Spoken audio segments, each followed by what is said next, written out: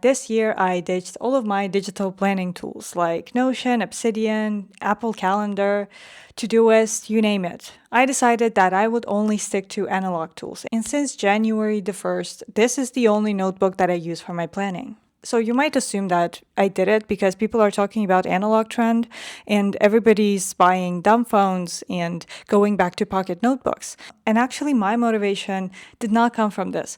My motivation comes from the fact that digital planning simply doesn't work for me. So I've tried all sorts of methods that were supposed to help me with my digital planning and with time management, but in the end I wouldn't say that they were that useful.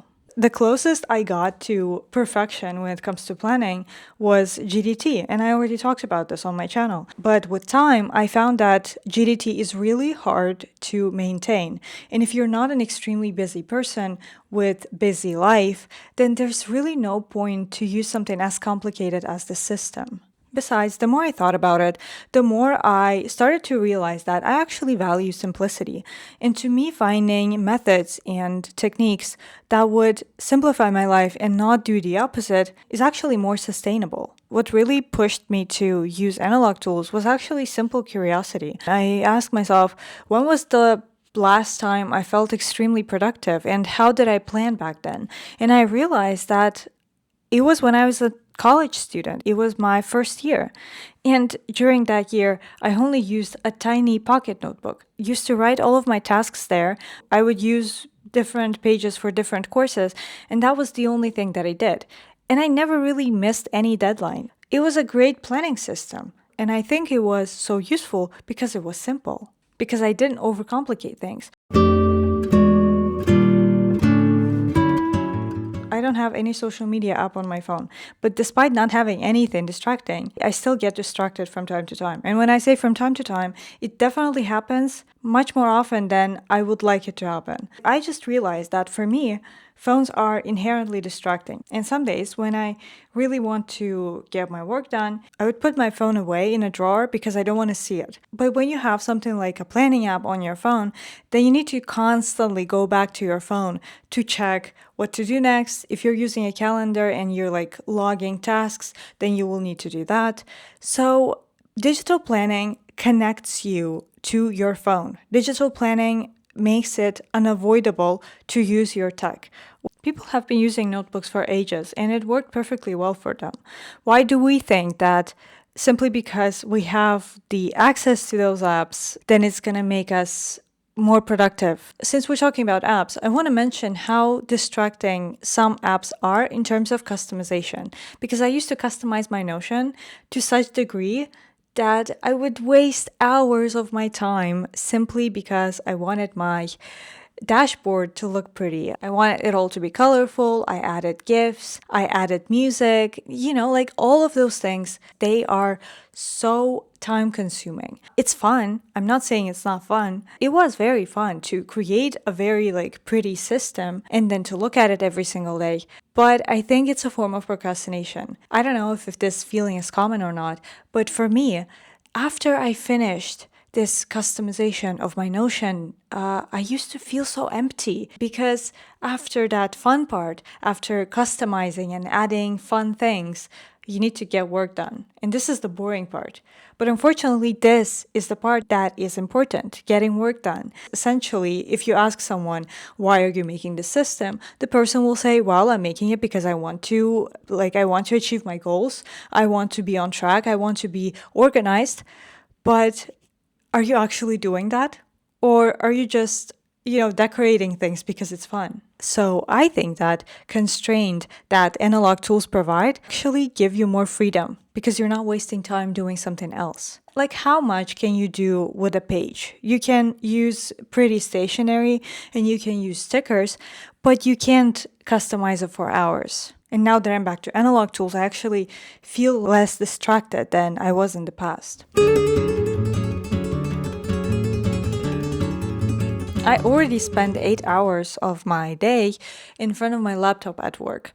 I also constantly look at my phone because I need to check something or because I want to search for something. And all of us use screens for entertainment. We go on social media on our phones, we watch movies and TV shows and YouTube on our tablets, we use our laptops. So it wouldn't be an exaggeration to say that we're just staring from one screen to another all day. So you're telling me that if I want to plan something, I need to open my laptop or go back to my phone, the very same phone that I'm trying to avoid, to simply check if I'm on track.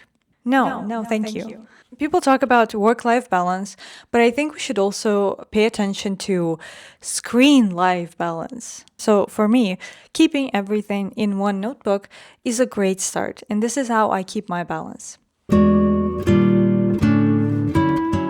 I don't want to talk about this too much because I feel like everybody's tired of talking about it, and I'm tired of talking about it too. But of course, when we're talking about digital planning and analog planning, I just had to talk about subscriptions. Subscriptions are annoying to say the least. We all hate them. And the problem with subscriptions is that there's a cumulative effect. They accumulate one subscription after another. Then at the end of the month, you look at your finances and you're like, why am I paying so much for apps? I'm not even talking about entertainment. I'm talking about apps that are actually useful. And like, unfortunately, there's no way around it. You just have to buy them because they serve a particular purpose. And when on top of all of this, we also have apps for planning, like, okay, I'm going to pay for this calendar app, and then for Todoist, and then for note-taking app. It gets really annoying after a while. In fact, even though it's kind of ironic, the reason why I switched to Obsidian 2 years ago was because Notion increased its prices. And it's not like I couldn't pay for it. The problem was that I didn't want to. I didn't want to pay for another app. It's still so mentally exhausting to constantly get emails that another app has this price increase and now you're going to pay more. By the way, I respect developers, I respect designers. I'm myself a designer. I work on apps all the time. But if I can eliminate another subscription, I will do that.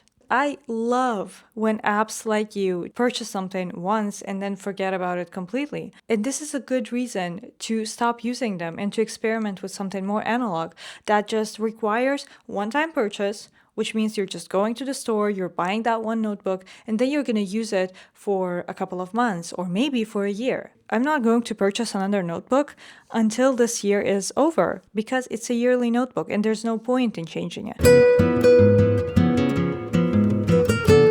I think that we rely too much on comfort and we want everything to be tracked automatically. We now even have planning apps that with the help of AI can plan all of your tasks, can plan your days in advance, your weeks in advance, which sounds nice, but I think that we actually need more friction in our lives. When I think about how much we rely on technology and how lazy we have become because of it,